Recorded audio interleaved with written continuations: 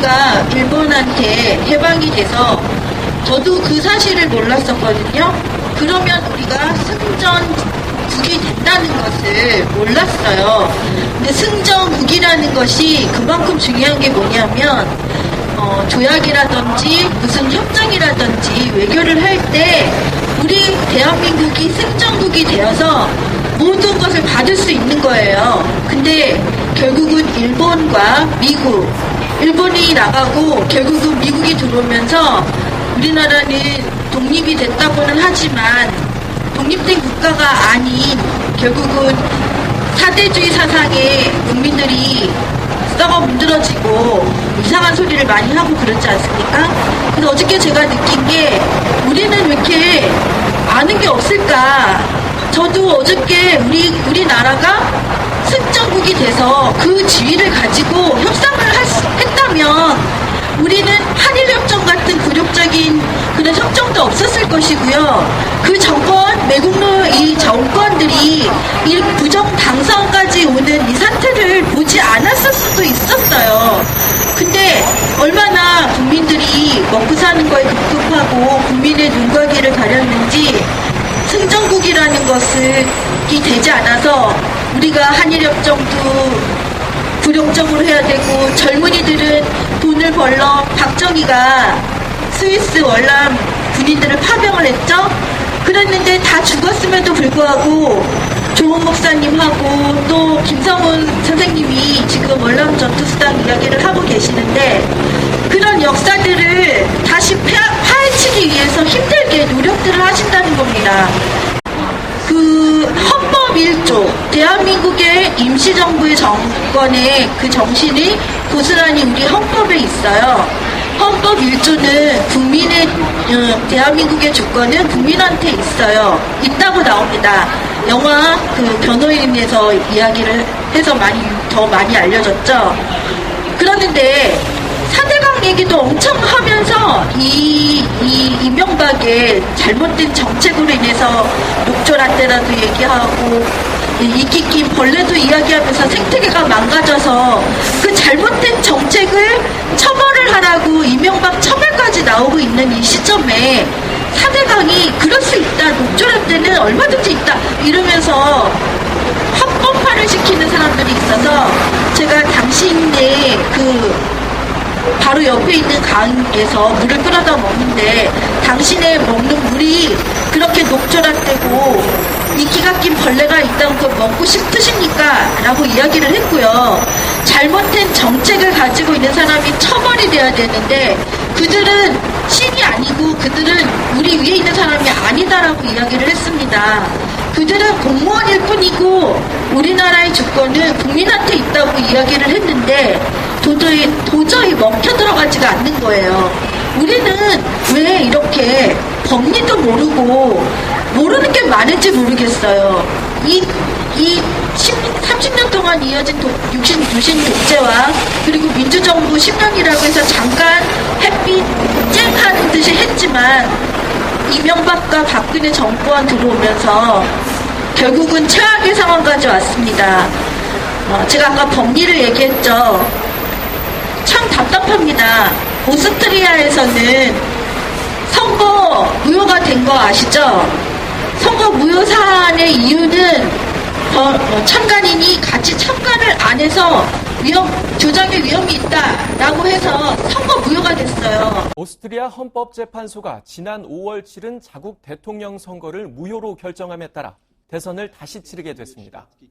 오스트리아 헌재는 부재자 투표의 조기 개봉과 미성년자 투표 등 70만 표에서 부정이 확인된 만큼 재선거를 치러야 한다고 밝혔습니다. 한편 지난 대선에서는 녹색당의 지원을 받은 무소속 후보가 극우 정당으로 반이민 정책을 내건 자유당 후보를 결선 투표에서 0.6%포인트인 3만 1000여 표 차로 이긴 바 있습니다. 우리나라 같으면 선거 무효가 되겠습니까? 제가 그 이야기를 많이 SNS로 퍼뜨리고 실례로 그걸 이야기를 하고 있는데 사람들은 그것조차도 마음에 와 닿지 않는가 봐요. 외국에서는 이렇게 법리를 가지고 따져서 이게 선거 무효가 되는데 우리나라에서는 공직선거법조차 겁니다. 공직선거법에 공 얘기하면 사람들이 머리 아파 이러면서 무슨 민주주의 국가를 얘기를 하고 우리가 선진국이라고 이야기를 합니까? 그래서 부정선거 하면서 이 법리를 꼭 알아야 된다는 걸 느꼈고요. 공직선거법에 의하면 결과가 나오기도 전에 개표방송이 나가거나 이런 거는 있을 수 없다고 되어 있습니다. 이거는 무슨 얘기냐면 한영수 대표님이 아까 시험 얘기 보는 거 이야기를 했죠. 학생이 선거를 했는데 시험을 봤는데 결과가 아주 좋지만 그 사람이 컨닝을 했거나 아니면 그 자료를 불법적으로 입수를 해서 자기가 좋은 점수를 얻었다고 하면 처벌을 받고 무효가 됩니다. 근데 우리나라 대선이나 이 총선이나 이런 곳에서 결과가 나왔는데 결과만 얘기를 해요. 전 되게 답답했습니다. 의원이라는 분들이 결과가 나오기 전에 개표방송이 나가서 이거 공직선거법 위법이고 문제가 돼요 이라고 얘기를 했더니 박근혜가 100이고 문재인이 50이라고 하면 저희 보고 50표의 차를 찾으라는 겁니다. 그거 우리가 해야 되는 겁니까? 그런데 선관위나 법원이나 우리한테 자료를 주지 않아요.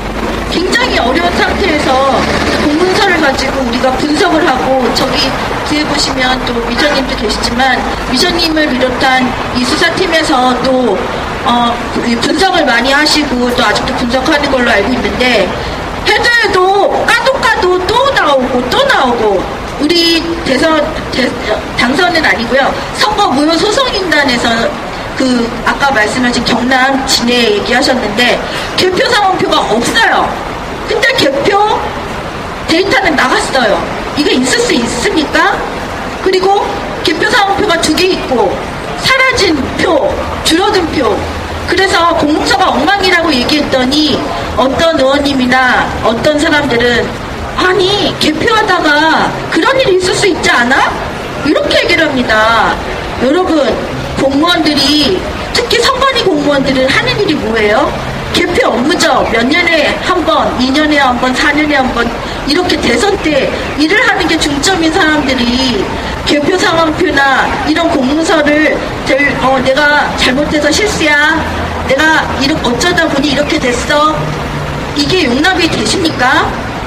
만약에 일반 개인 사무원들이 잘못을 했어요. 사무 업무 보다가 실수를 했어요. 그럼 어떻게 되나요? 징계 먹죠.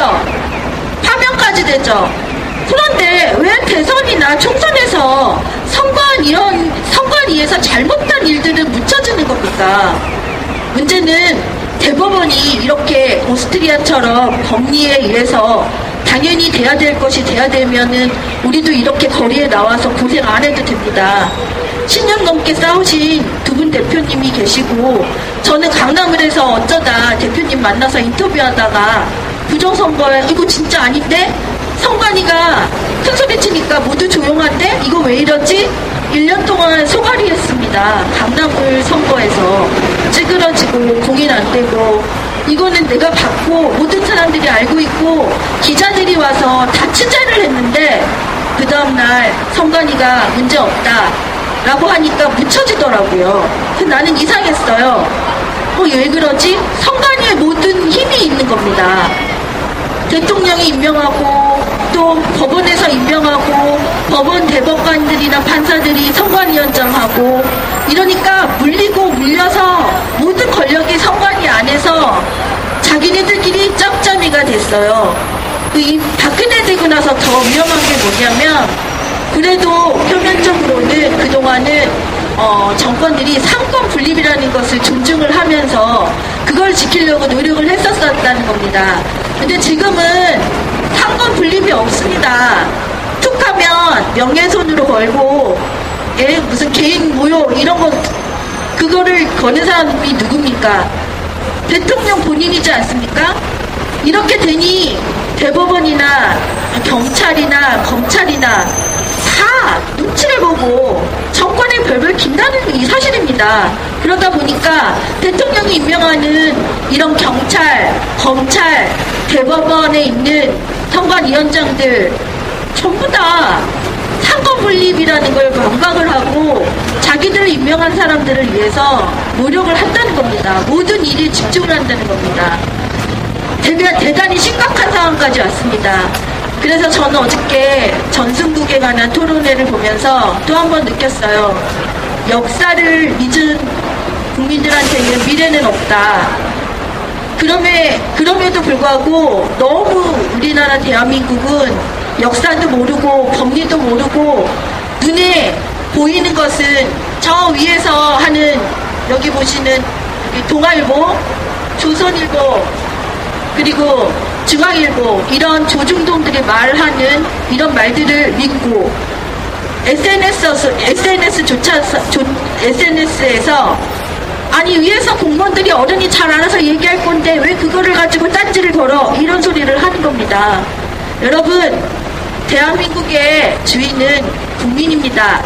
헌법 1조를 망각하지 말고 우리가 잘못한 공무원들이나 잘못한 사람들하고 잘못된 국가기관에 대해서 이야기를 하는 거는 당연한 겁니다. 쫄지 마십시오.